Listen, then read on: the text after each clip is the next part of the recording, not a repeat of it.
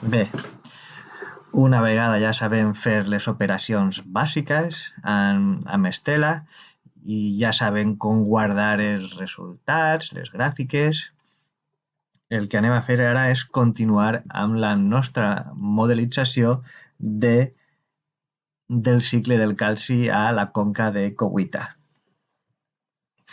Com fem això? Doncs ja sabem com fer-ho. Anem ací, agafem variables de nivell i anem creant el nostre model. Si recordeu, aquest model ja el tenim fet de la pràctica 1 i bé, venia marcat per una variable de nivell de la biomassa aèria subterrània, una altra variable que era el calci al sol i a la fullaraca i tenia diferents fluxos entre aquestes variables de nivell i també fluxos d'entrada i d'eixida que era del rierol. Doncs ara el que hem de fer és completar el nostre model amb tots aquests elements. D'acord? Doncs, a poc anem unint les variables de nivell amb variables de flux. Val? Una cosa important que ens pot vindre bé per a modelitzar, per a crear aquests models, és saber que les variables de flux es poden doblar. Val? Poden agafar aquesta forma de L, val? Però sempre i quan ja estiguen unides. Val? Una vegada estiguen unides, el que fem és arrastrar i es doblen. Què passa? Que això ens dona espai, per exemple, per a ficar aquestes variables de nivell que va entre variables de flux que va entre una i altra variable de nivell. Doncs, a poc, aneu ficant els valors, aneu ficant les diferents variables de flux, val? Que necessitem i anem creant el model. Ja teniu els valors, ja teniu tot.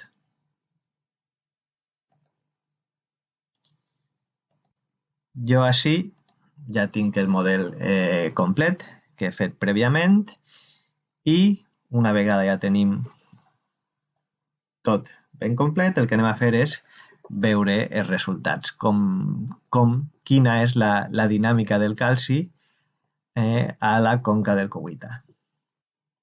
Per exemple, anem a veure els resultats en forma de gràfica.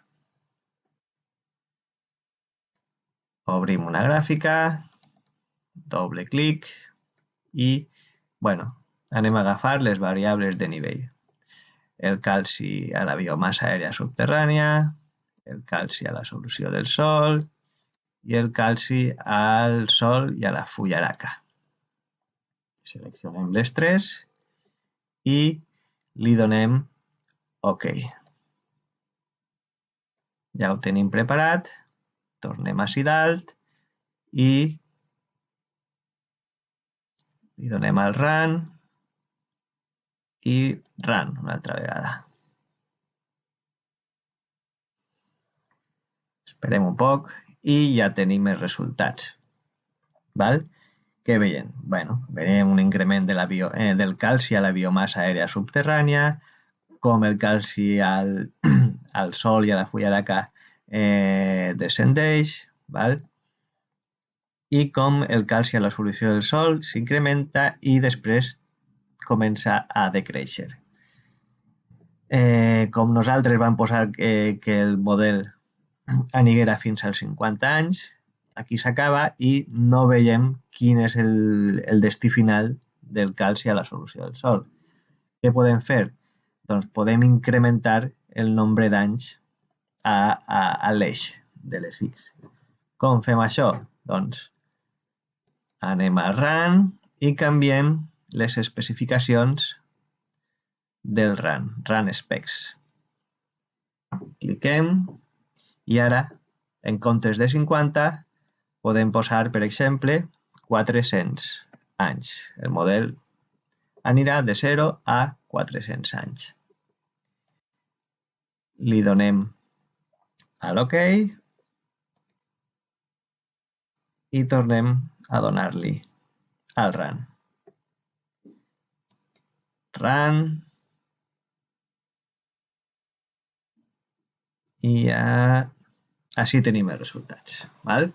Nosaltres el que tenim ara és un model d'ordre 0, d'acord? Perquè les entrades i les eixides a les nostres variables de nivell són constants, d'acord?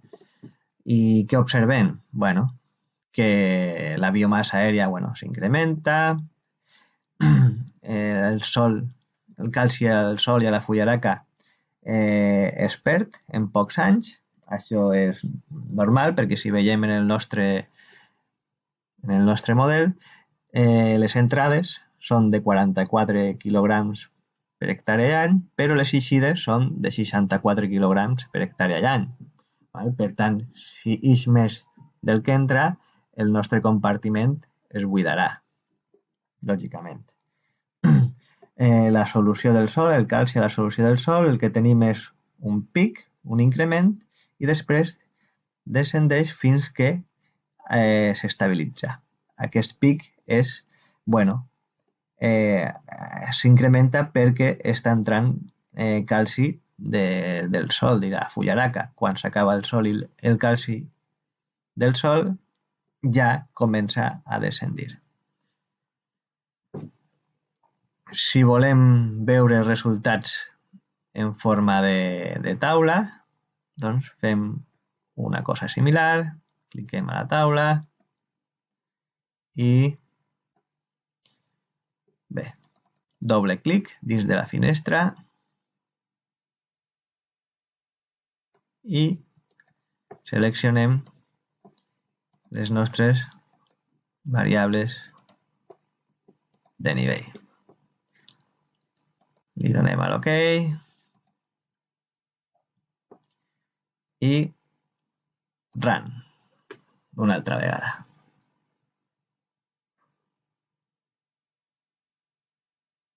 Aquí el model arriba fins als 400 anys, triga un poc,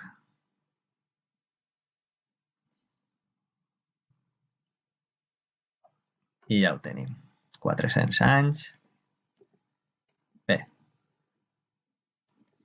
Si recordeu, a la pràctica 1, quan vam fer el balanç d'entrades i d'eixides, recordem que al nostre balanç teníem un increment del calci a la biomassa aèria, la fusta, de 23 quilograms per hectàrea i any. Si observem els valors a la nostra taula, veiem com cada any se va incrementant 23 quilograms de calci a la biomassa aèria. Això ens indica que el nostre model està correcte i que està donant bons resultats.